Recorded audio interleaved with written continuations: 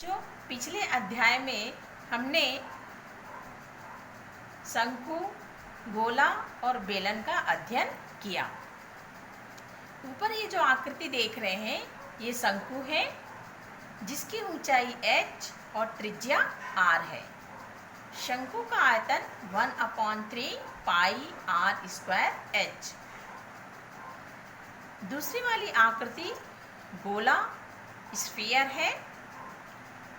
गोले की त्रिज्या यदि r है तो गोले का आयतन 4/3 पाई r क्यूब होता है। तो अर्धगोले का आयतन 2/3 पाई r क्यूब। तीसरी आकृति बेलन की है। इस बेलन की ऊंचाई h और त्रिज्या r है। तो बेलन का आयतन पाई r स्क्वायर h। बच्चों अब हम देखेंगे कि शंकु, गोला और बेलन के आयतन में क्या संबंध होता है।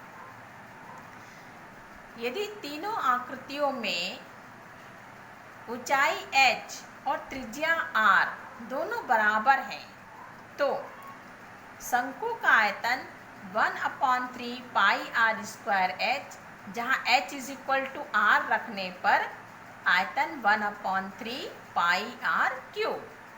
अर्धगोले का आयतन 2/3 पाई r क्यूब। बेलन का आयतन पाई r स्क्वायर h, जहाँ h r रखने पर बेलन का आयतन पाई r क्यूब।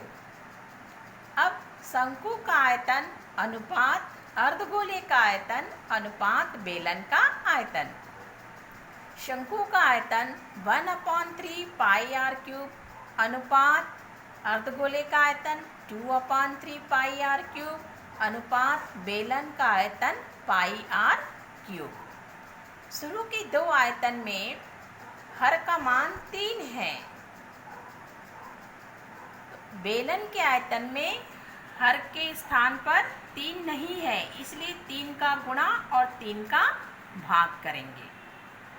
अब आयतन 1/3 पाई r क्यूब अनुपात 2/3 पाई r क्यूब अनुपात 3/3 पाई r क्यूब।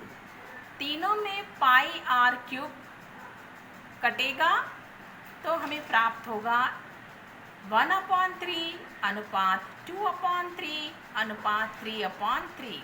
तीनों में हर का मान 3 है तो ये भी कट जाएगा 3। तो क्या बचा 1/2/3।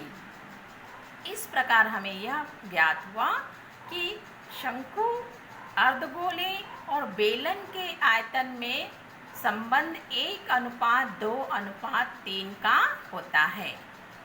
हम इसे प्रायोगिक तौर से भी सिद्ध करके बता सकते हैं।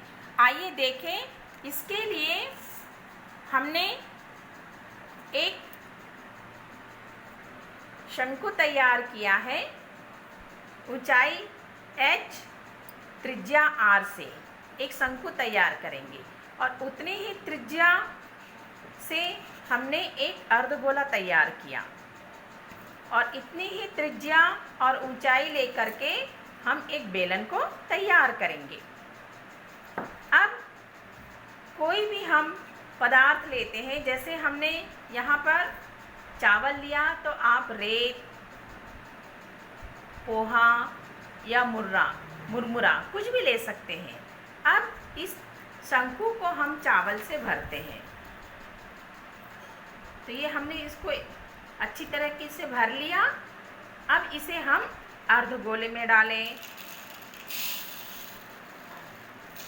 तो ये अर्धगोला अभी पूरी तरह से नहीं भरा है। इसके लिए एक बार हम फिर शंकु में चावल भरेंगे। अब इस अर्धगोले में हम डालते हैं। तो ये हम देख रहे हैं कि ये अर्धगोला शंकु के 2 भाग से ये भर रहा है। तो शंकु और अर्धगोले के आयतन में अनुपात हुआ 1:2। अब यही अर्धगोले में जो चावल भरा हुआ है इसको हम इस बेलन में डालते हैं। तो बेलन अभी पूर्ण रूप से नहीं भरा है, तो शंकु में एक बार फिर हम चावल को लेते हैं। अब इसे बेलन में हम डालते हैं। तो ये बेलन जो है पूर्ण तरीके से भर गया। तो ये शंकु के 3 बार के चावल से ये बेलन भरता है। तो शंकु और बेलन में के आयतन में अनुपात हुआ 1:3। यहाँ हमने देखा कि इस शंकु को 2 बार चावल से भरने पर अर्धगोला भरता है और इस शंकु के 3 बार चावल से ये बेलन पूर्ण रूप से भर जाता है। तो इस प्रकार से इनके आयतन में अनुपात हुआ 1:2:3। तो बच्चों समझ में आया कि शंकु, अर्धगोले और बेलन के आयतन में क्या संबंध होता है।